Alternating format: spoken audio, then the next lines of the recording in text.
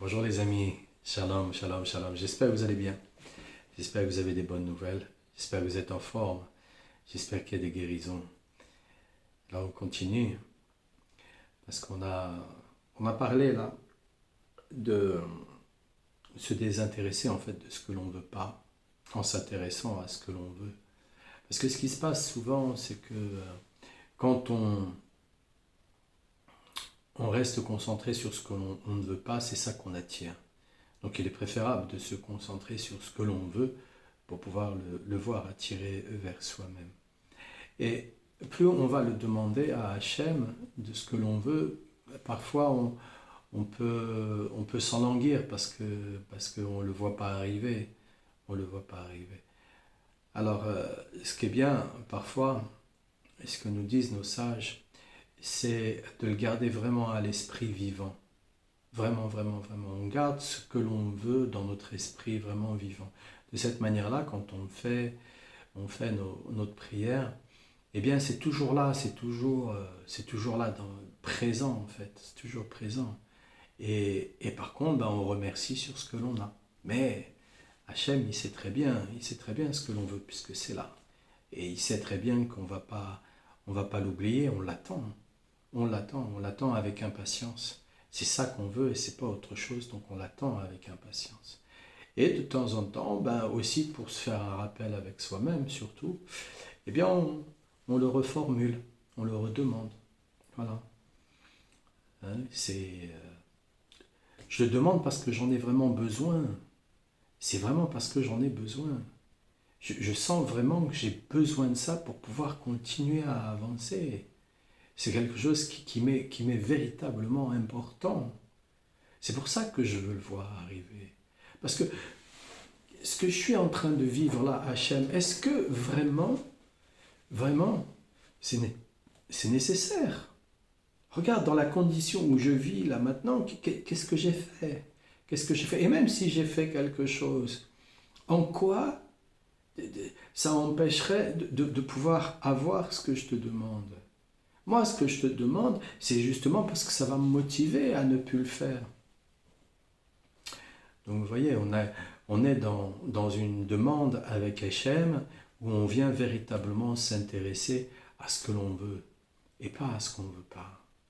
Il n'y a pas d'esprit de culpabilité, il n'y a pas d'esprit de regret, il n'y a pas... Non, on s'intéresse qu'à ça, qu'à ça, qu'à ça. C'est pas je le mérite, non, non, non, non, non, non, non, non. On vient vraiment toucher la miséricorde d'Hachem dans ces moments-là. Donc, on doit se rappeler que, voilà, dans le traité de la Megillah,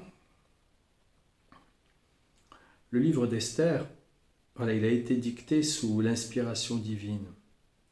Et donc, ce qui est exprimé par les mots son cœur a soulevé ses pieds, et par conséquent, le rapprochement des non-juifs à Dieu et leur abandon des idoles a été réalisé essentiellement par Esther, qui incarne les pieds de la Torah, comme le dit le verset des Proverbes, chapitre 5, verset 5. Ses pieds descendent jusqu'à la mort. Le mot mort signifiant dans ce contexte l'idolâtrie. Et par conséquent, c'est elle qui a pour l'essentiel repoussé l'idolâtrie. C'est Esther qui a repoussé l'idolâtrie pour l'essentiel.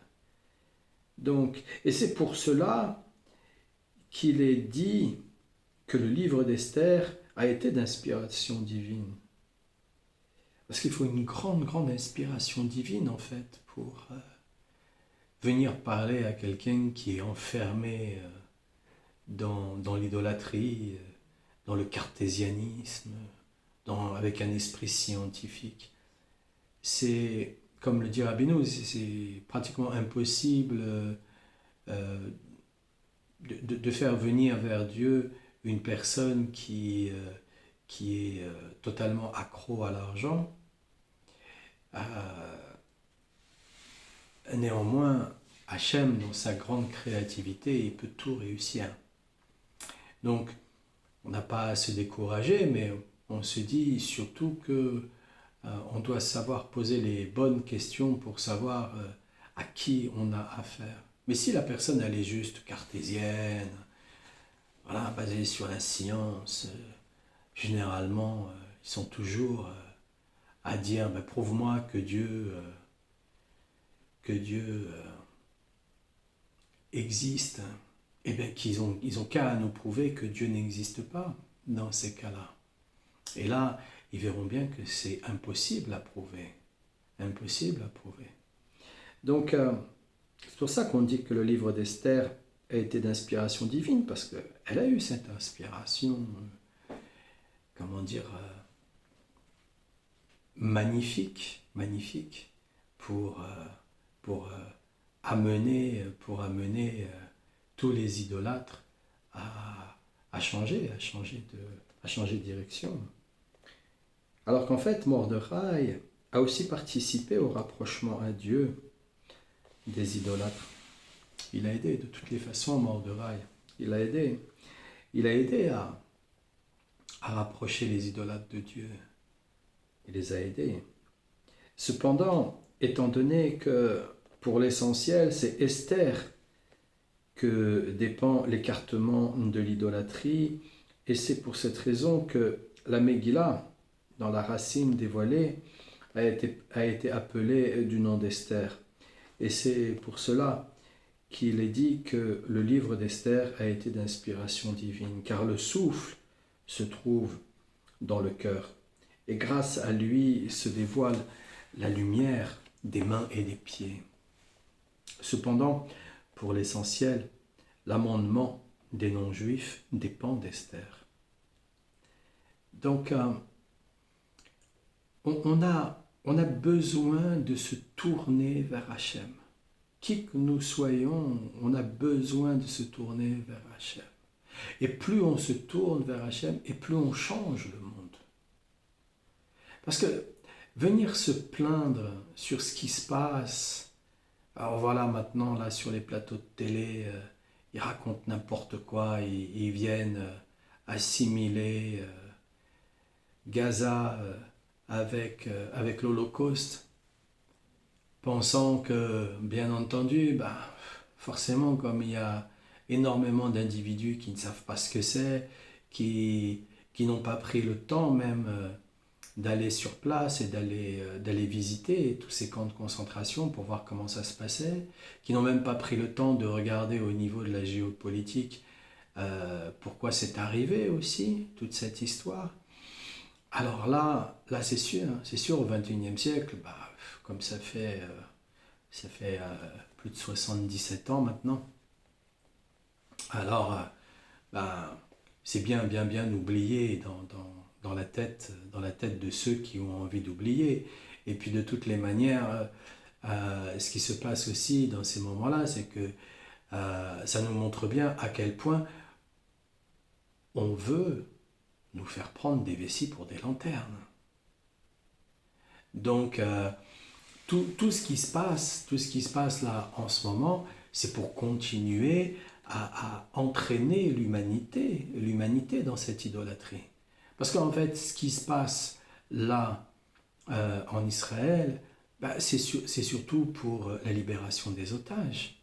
Mais s'il y en a sur les plateaux de télé et dans ce monde occidental complètement inversé, s'il y en a qui croient que c'est de cette manière-là que la guerre va s'arrêter, mais ils se trompent totalement. Qui mettent la pression plutôt à ces terroristes. Et les terroristes lâcheront à ce moment-là les otages. Mais là, les terroristes, ils se sentent gagnants à chaque fois. Ils se sentent totalement gagnants dans cette histoire. Donc, on voit bien que si nous, on veut, de notre côté, de notre point de vue, changer le monde, on doit s'adresser à Hachem, on doit parler avec lui.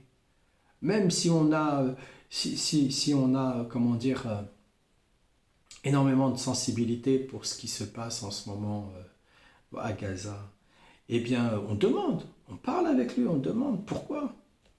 Pourquoi il y a ça? Comment ça se fait?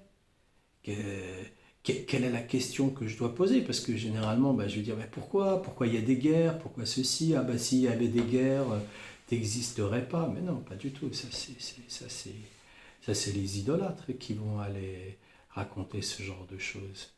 C'est les gens qui se sont laissés attraper par une espèce de cartésianisme, sans savoir que à un moment donné, de toutes les façons, dans leur vie, surtout après 50 ans, eh bien, à un moment donné, dans leur vie, qu'est-ce qui se passe? Eh bien, comme ils ne vivent plus avec les nerfs, eh bien, ils trouvent plus de sens à leur vie. Eh ouais. Et s'ils trouvent plus de sens à leur vie, je vous assure qu'il y en a qui vont trouver du sens à la leur. Hein. Ils vont leur faire manger des cachets et autres médicaments à tous ces gens-là, en leur diagnostiquant des maladies qui n'existent pas pour eux. Donc, quand on s'adresse directement à Hachem, on change la situation. On vient avec un peu plus d'éclaircissement. Et même si on ne sait pas, même si on n'a pas du tout envie forcément de l'appeler comme ça, ben, je sais pas, je ne suis jamais adressé à toi, je t'ai jamais parlé, je sais même pas, là je suis en train de parler dans le vide, peut-être que je suis fou à parler comme ça dans le vide, mais voilà, si tu pouvais me donner un peu plus d'explications et peut-être même savoir juste être un peu plus juste un peu plus juste, pas des explications, puisque expliquer quoi? Expliquer un truc qui est inexplicable, on comprend pas ce qui se passe là-bas, c'est pas possible, et puis aller chercher, c'est se fatiguer pour rien, on a autre chose à faire, on n'habite pas là-bas, on habite ici, donc on doit se concentrer sur ici, et qui que nous soyons, on a besoin de se concentrer ici pour faire changer le monde. Donc changer le monde, c'est se changer soi-même, changer les gens qui sont autour de nous, changer l'environnement dans lequel on se trouve. Parce qu'on on voit bien que c'est la débandade, on voit bien que c'est n'importe quoi. On voit bien que les gens, ils disent ne pas croire ce qui passe à la télé, mais ils regardent la télé sur leurs écrans de téléphone. Donc ça revient au même, c'est un monde d'hypocrisie. Donc on voit bien qu'il y a ces gens-là qui sont en addiction, les pauvres, ils sont en addiction, ils savent même pas que c'est eux, ils savent pas que savent pas que c'est pas eux, pardon, ils savent pas que c'est pas eux, ils sont en addiction dans le truc, ils sont pris par une énergie, ils savent même pas d'où ça vient, ils croient que l'énergie à un moment donné, elle leur fait croire que parce qu'ils vont passer sur les plateaux de télé, ils vont vendre plus de bouquins, ils vont faire plus de ceci, de cela. Après l'attaché de presse, il va leur dire oh, là, t'as fait une énorme bêtise parce que là, il y a énormément de gens qui vont te boycotter là, à ce moment-là. Ils vont trouver en fait que tu dis n'importe quoi. Alors après, il revient sur d'autres plateaux de télé, puis il s'excuse. Tout ça, c'est la comédie de l'art. La comédie de l'art. Mais ça nourrit ce qu'on ne veut pas. Alors qu'on devrait nourrir ce que l'on veut. Et là, Esther, elle va nourrir ce qu'elle veut. Esther, elle veut véritablement que les Juifs retournent dans les petits papiers, j'ai envie de dire, dans les petits papiers d'Hachem, et que les idolâtres, eh bien, ils changent d'avis par rapport à Hachem et ils se disent non, non, non, non, non. Là, on est en face d'un Dieu et on va le respecter. On va le respecter. Parce que même s'ils ne se disent pas on est en face du Dieu, le seul qui existe, parce que les autres, ils sont inventés, hein. Ils sont totalement inventés. Donc, non, même s'ils ne se disent pas ça, ils disent au moins on va le respecter. C'est déjà un bon début. C'est déjà un bon début. Mais imaginez, c'est comme s'il y avait un petit enfant là, hein, puis dans les débuts des petits-enfants, généralement, les balbutiements des petits-enfants là, il y en a qui, pour une raison ou pour une autre, bah, c'est des petits perroquets, et ils entendent des gros mots, puis ils viennent vous balancer des gros mots. Ça vous touche pas, ça vous touche pas. Bah, C'est comme nous, si on essaye de parler en mal d'Hachem, qui nous en préserve, ça ne va pas le toucher. Ça ne va pas du tout le toucher. Ça nous touche à nous. Ça nous fait défaut à nous, parce que nous, au lieu de nourrir ce que l'on veut, on nourrit ce qu'on ne veut pas. Et là, dans la Megillah d'Esther, elle vient justement expliquer que on doit se tourner vers ce qu'on veut vraiment, pas le reste. Pas le reste. On s'en fout du reste.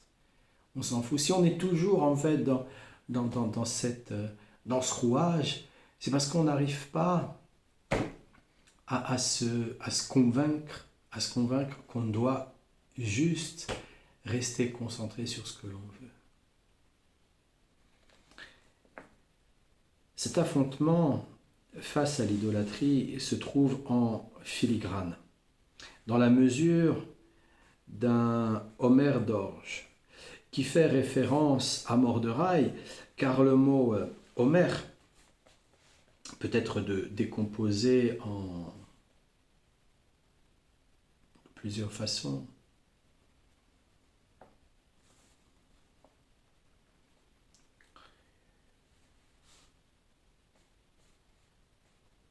Donc lorsqu'on isole dans le mot Homer le Ayin, on obtient le mot mort, qui fait allusion au nom de Mordechai,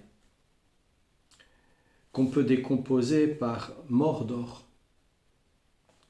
Or, le mot d'or signifie liberté, dont l'homonyme est Échout. Et nos sages ont fait le rapprochement entre Échout et Achout, qui signifie gravé. Donc ils ont fait le rapprochement entre liberté et gravé. Et donc gravé grâce à la Torah gravée. Donc Échout et Achout, eh bien gravé et liberté vient nous montrer que grâce à la Torah gravée, eh bien on est libre. On est libre. On arrive ici, là, sur la terre, on est balancé, là, sur la terre, comme ça, dès la naissance. On vient nous expliquer des choses dans nos familles, les règles de nos familles, les coutumes, les usages. Dans nos familles, on vient nous expliquer ça. Et on arrive après à l'école, on nous explique des choses. Et puis, à chaque fois, entre nos familles et l'école, c'est différent. Et entre l'école et le monde du travail, c'est encore différent. À chaque fois.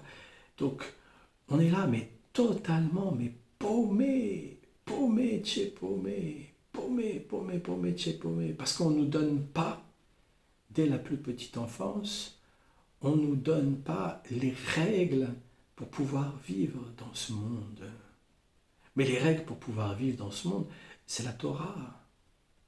La Torah gravée,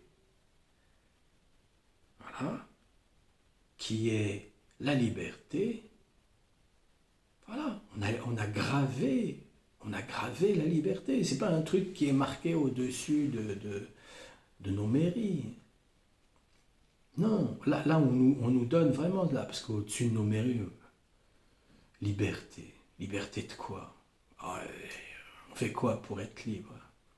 On a de l'argent, c'est ça, pour être libre? Il faut devenir une star people pour être libre, c'est ça?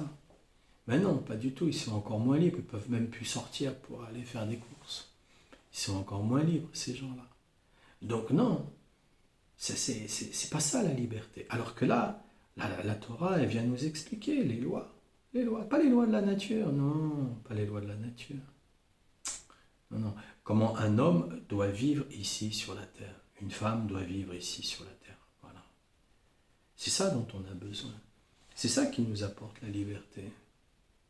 C'est pas le reste. Le reste, on est en train de, comme sur les plateaux de télé, quoi. C'est la comédie dell'arte. Comédie dell'arte, du mensonge. On nous parle de la poubelle en nous faisant croire que c'est le must. en nous faisant croire que c'est ça qu'il faut obtenir pour être heureux et, et- et vivre une vie magnifique. Si on pouvait véritablement avoir des gens là sur les réseaux qui viennent raconter juste des moments de leur vie, mais de vérité, des trucs vrais, quoi. Voilà, ah bah voilà, j'ai gagné tant d'argent, ah bah en fait, je suis toujours aussi mal dans ma peau, je dors toujours pas bien, je prends toujours des cachets pour dormir, des cachets pour me réveiller, ah bah je suis à l'alcool parce que je suis hyper stressé, parce que j'ai mal quand je suis au contact des gens, j'arrête pas de ressentir les gens, je me sens pas bien, ah je fume des pétards parce que je veux m'échapper, ah je me bourre de cinéma parce que ma vie elle est tellement ennuyeuse que j'ai envie de vivre autre chose, ah je me jette dans le sexe parce que je m'ennuie totalement et je me sens vide. Si véritablement les gens ils venaient raconter la vérité, vraiment, vraiment la vérité, ça changerait tout. Ça changerait tout parce qu'ils parleraient d'eux au moins, plutôt que de parler des autres. Ils parleraient d'eux. Celui-là que j'ai même pas envie, comme je vous ai dit, j'ai pas envie de leur faire de la publicité en disant leur nom à ces gens-là, ne m'intéresse pas. Mais celui-là, là, il était au palace, hein, et, et il confondait les lignes blanches, lui. Hein, il confondait les lignes blanches, et il en prenait du matin au soir. Hein, et puis, il allait se jeter dans quoi? Il allait se jeter dans des histoires de libertinage, hein, parce que c'est un royaliste. Hein. Donc, ils vont dans quoi, tous ces gens-là? Ils vont dans quoi? Et ils font croire au monde que c'est bien d'être comme eux, que c'est bien, que c'est super. C'est super, ils sont là. La représentation de quoi? De l'élite? Eh ben dis donc, eh ben dis donc. Non, nous au moins, on préfère la richesse intérieure. Nous au moins, on préfère les gens avec des valeurs. C'est les gens qui savent éventuellement parler d'eux, quoi, et pas parler des autres. Pourquoi parler des autres? Ou alors, ouais, ils n'ont qu'à parler de Rabbeinu, faire comme nous. Voilà, on parle de Rabbeinu parce que c'est quelqu'un d'exemplaire qui nous montre un exemple et on a envie de suivre cet exemple. Mais là, c'est que comme ça, c'est que comme ça. Et après, on se demande pourquoi les enfants, que Dieu les protège, ils vont pas bien. Pourquoi les adolescents, ils font des crises, pourquoi ils vont pas bien. Mais ils n'ont pas besoin de nos paroles, ils ont besoin d'exemples. Des exemples, des exemples. Des gens qui disent ce qu'ils pensent et qui font ce qu'ils pensent. Pas des maniganceurs là, et des escrocs là, tout ça pour faire le buzz et vendre leurs trucs. Non, non. Ça c'est de l'idolâtrie, c'est de l'idolâtrie. Donc la Torah, elle est gravée sur les tables de la loi. On se libère, voilà, grâce à la Torah qui est gravée, on se libère du mauvais penchant. On se libère du mauvais penchant. Qu'est-ce qu'on fait avec ça? Qu'est-ce qu'on fait avec ça depuis tout le temps là? Donc on voit pas qu'on est esclave. On voit pas qu'on est attaché. On voit pas qu'on est en souffrance. On voit pas que on donne de l'importance et de l'intérêt à des choses qu'il faut pas. C'est pas notre histoire. C'est pas notre histoire. Notre histoire, c'est nous-mêmes. C'est notre famille déjà. Voilà. C'est ça notre histoire. On doit s'intéresser déjà à ça. Il n'y a que ça qui est important. Après, une fois qu'on commence à s'intéresser à soi, à comment on parle, comment on vit, comment on mange, comment on s'applique les choses, voilà, avec respect pour nous-mêmes, hein, on n'est pas obligé de devenir un idéaliste non plus. Et puis, on fait ça auprès de nos familles, et puis bah, après on le propage, c'est normal, puisque bah, si on dit bonjour à la voisine, si on lui descend ses poubelles, eh ben la voisine, elle est contente. Voilà. Puis nous aussi, on est contents, puisque de toutes les façons, ça nous a coûté quoi? Par contre, ça nous a permis de nous donner beaucoup de choses, parce qu'on connaît le sens des mitzvahs, du moins certaines. Donc, quand on est là, comme ça, dans la Megillah, et qu'on voit que Esther, elle a réussi à transformer voilà, les idolâtres, pourquoi nous, on n'y arriverait pas? Il suffit qu'on se mette à le faire déjà pour nous, voilà, déjà à le faire pour nous. Puis on le fait pour soi-même, on le fait pour notre famille au final elle le fait pour les autres, et ainsi de suite. Et puis voilà. Puis à un moment donné, si vous voulez, c'est quoi cette mode du vulgaire, du pas beau, de cette mode de poubelle là, dans laquelle on se trouve là depuis l'après-guerre, hein, puisque depuis l'après-guerre, regardez, au final, les hommes comme les femmes, ils se sont de plus en plus dénudés. Si ça continue, comme on dit, hein, il n'y a que les animaux qui marchent à poil, mais les êtres humains, ils y vont aussi promptement là-dedans. Donc, on voit bien, il n'y a plus de classe, il n'y a plus de respect avec soi-même, la manière de s'habiller. Bon, c'est pas la peine de mettre des super marques, hein, mais au moins d'être propre. D'être propre sur soi, ce que Rabbeinu nous demande d'être propre sur soi, déjà, c'est déjà ça. Eh bien, pourquoi être là-dedans? À quoi ça nous mène? À quoi ça nous... Vous savez, si on veut véritablement être un rebelle, eh bien on fait l'inverse de ce que cette société, elle propose. Elle propose de faire des tatouages, des boucles d'oreilles, s'habiller à moitié tout nu, là. Ben on fait l'inverse. On ne porte pas de tatouage, on ne porte pas de boucles d'oreilles et on s'habille correctement. On fait l'inverse. Et là, on est rebelle. Vraiment rebelle. Donc, s'il y a une façon de montrer au monde notre originalité, c'est de faire l'inverse de ce que les modes proposent. Et d'être vraiment soi. Vraiment soi. Vraiment soi. Et c'est ce qu'elle donne. C'est ce qu'elle donne, Esther. Esther, elle donne véritablement d'elle-même. Mordechai, il donne véritablement de lui-même. Tout le monde là va suivre, ils vont aller au banquet, ils vont aller manger, ils vont se faire des courbettes à des statues. Et eux disent non, on ne va pas suivre cette mode, ça ne nous intéresse pas, nous on est hors mode, comme je vous ai dit, surnaturel, hors mode, laissez-nous tranquilles avec vos trucs là. Pour faire quoi? Qu'est-ce qu'on va avoir avec tous leurs trucs là, hein? Donc on est hors mode.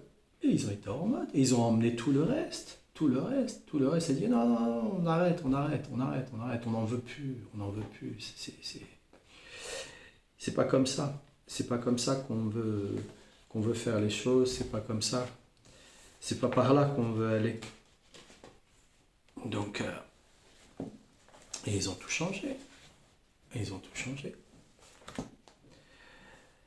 Alors les amis, je vous souhaite une excellente journée et qu'Hachem vous protège, qu'Hachem vous bénisse et la refoua shlema pour tous les malades. Et on va lire le Tehillim 59. Et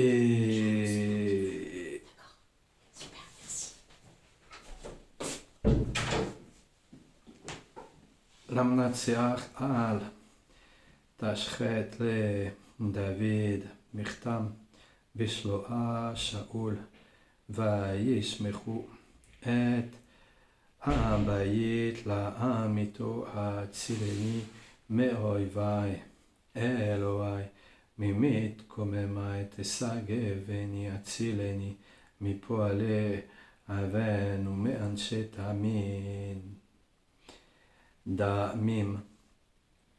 הושיעני כי הנה ערבו לנפשי יגוחו עלי עזים לא פישי.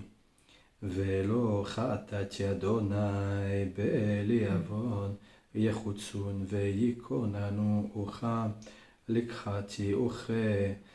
ואתה אדוני אלוהים צבאות אלוהי ישראל הקיצה לבכות כל הגויים על תחון כל בוגדי אבן צלה. ישובו ליכב יהמוך כלב יסובבו הנה יביעון בפיהם כבוד בשפתותיהם כי מי שומע. ואתה אדוני תשחק למות תלעג לכל גויים וזוהה לך אשמוך כי אלוהים משגבי אלוהי חסדי. יקדמני אלוהים יחני ושוכחה אל תחכם פן ישכחו עמי אני עמו. וכן לך והוחידמו מגיננו אדוני חטאת פימו דבה שפתמו וילכדו וגונם ומעלה ומכחש יספחו כלה וחמה כלה ואינמו. וידעו כי אלוהים מושל ביעקב לאפסי החץ שלה. ישובו ליכב יהמוך כלב יסובבו יחמה יניעו לאכול אם לא ישבעו וילינו. ואני אשיר עוזך ואחנן לבוקר חסדך כי היית משגב לי ומנוס ביום שכלי עוזי אליך עזמך כי אלוהים משגבי אלוהי חסדי. Baruch Hashem, merci Rabbeinu Akadosh. Alors les amis, je vous souhaite une excellente journée et que Dieu vous protège.